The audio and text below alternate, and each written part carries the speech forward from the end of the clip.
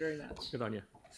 Okie doke. So did you say we? We don't have. Karen, is it? Yeah, I think so. Karen, please. No, maybe not. No. Yep. Oh, sorry. 20 minutes. You're jumping the queue, I don't know if that's necessarily a good thing. and you're doing 2 lots of 5. Is that? Yep. That's right. Welcome. Yes.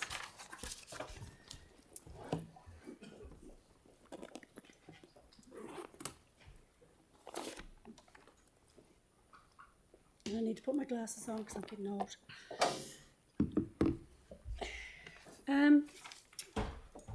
Kia ora, I'm Karen Banwell, and this is Philip Tree. We're both from the Governor's Bay Community Association.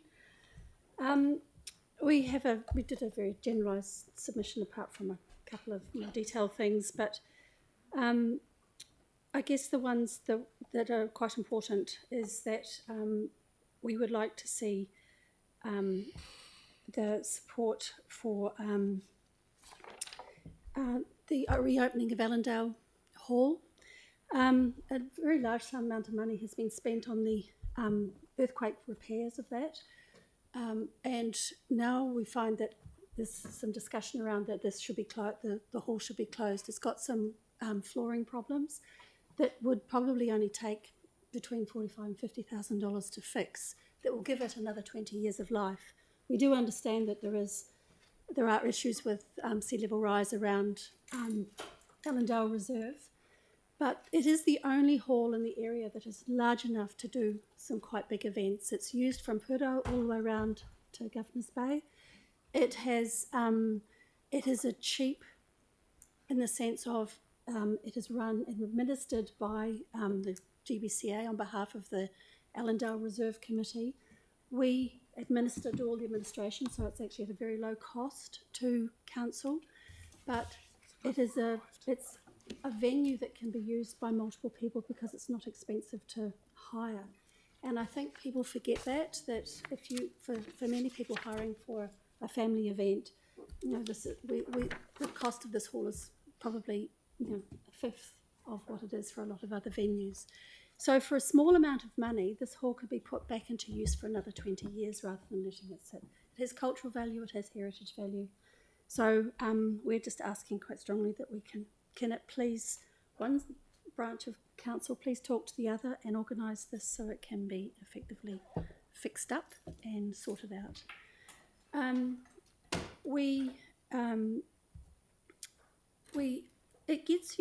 It gets used probably a lot more than people realise as well, because it's an overflow from the Governor's Bay Community Centre, which is actually quite a small size, but when there's multiple venues, it gets used as the backup. The other thing that we were focused on is that we asked for the loan to the Governor's Bay Jetty Restoration Trust.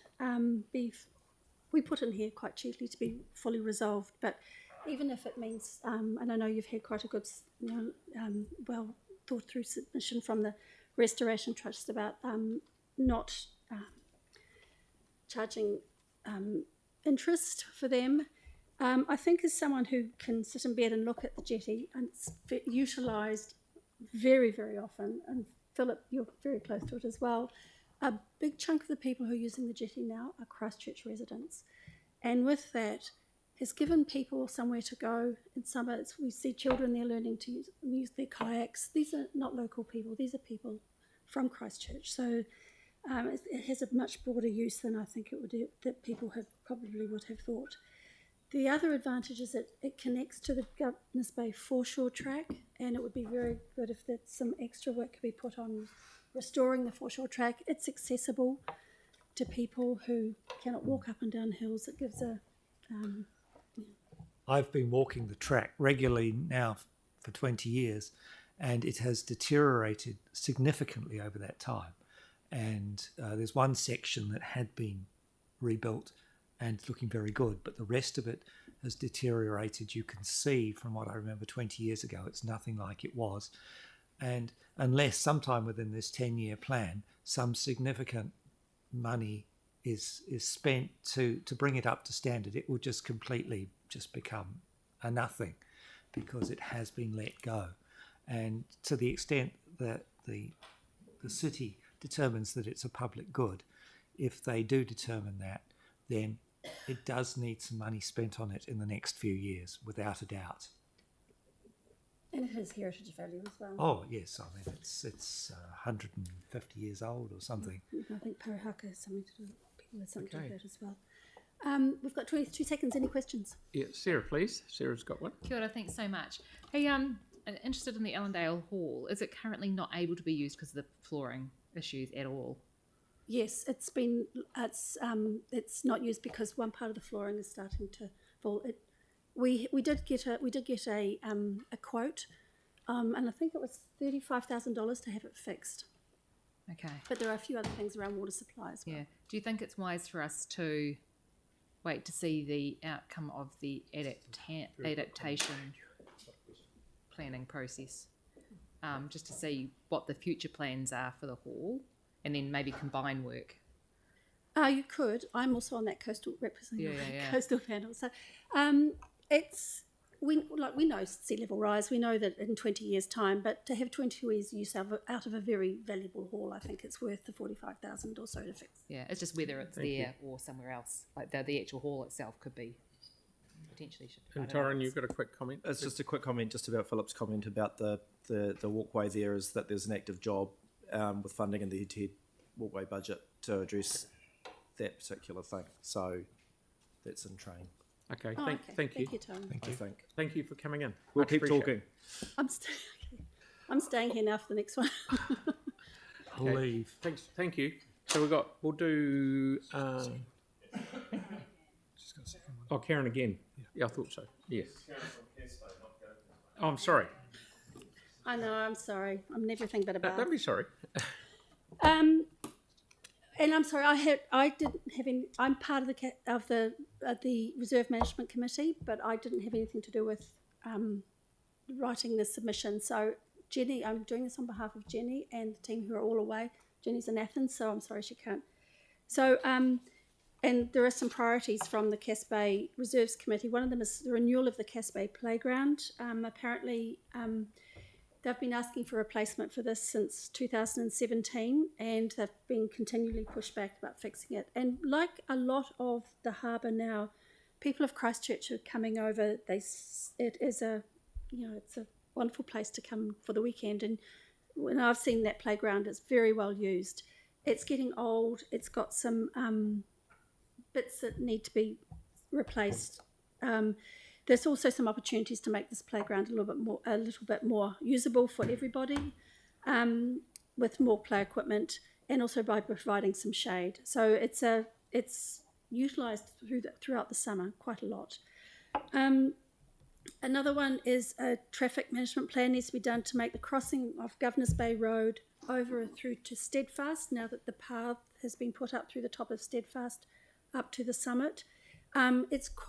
There's a lot of vegetation, and it's quite hard to cross the road there without given the electric cars and very fast cyclists, I have to say as well. So it's actually quite dangerous. So there needs to be some pedestrian opportunity access put across there. The Reserve Committee is also asking that a community facility be put somewhere for community meetings. Even like the Reserves Committee has to meet at different people's places. And there's lots of volunteers. They come and they do lots of work. They've done over 700 hours onto the reserves around there, but there is nowhere where they can sit and plan and do things there. There is nowhere for them to meet. That community facility would be useful for the broader community as well. They need storage facilities for the equipment, for all the work that they've been putting into the reserves, and because currently these are all in people's homes and actually should be somewhere that's utilised for everybody. The asphalt road that goes up through Steadfast is deteriorating and falling in places, and it needs maintenance. Steadfast, I don't know if you appreciate it, but it was locked up to the community for a very long time, and now it's being opened up, and it provides a really unique opportunity for walking. There's plans for a small mountain bike trail for children in there, but to get things up and down the top, that that maintenance road needs some fixing so we can have some better access to the top. It would be a shame to lose it. A new track for access from Mariners Cove. There was an easement through 30 Mariners Cove, which is the Pony Point end of Cass Bay. Before the last section gets built on, it'd be really good to have an access way put through there. There were plans for it through the subdivision in that lower part of the cul-de-sac prior to, but seems to have been lost with the transition from Banks Peninsula to Christchurch City. So, and it was on the maps, but as we say, was lost. Volunteers are very happy to help build that track if there's permission given. So that's a really important one. And repair the walking track from number 1 Governor's Bay that goes up towards Corsair Bay.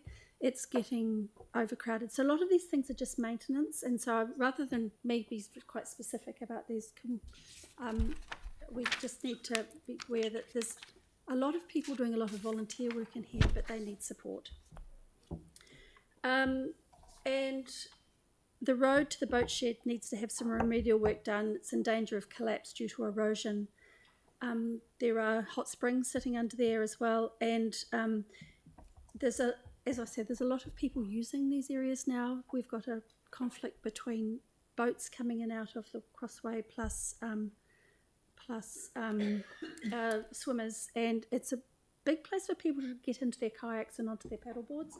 So it's just in terms of use. So if we could organise somehow for more of the boat owners to go into Naval Point and use Naval Point, that would be fantastic. Anyone got any questions? Thank you. Pauline's got one question. Really quick one. In Ellendale Hall, have you thought about setting up a trust to run that? You would be able to apply for other funding other than council. We have discussed it, and I think everyone's exhausted after all the other things, like particularly around the jetty and some of the other works. I think they've just gone, it's all too hard. Okay.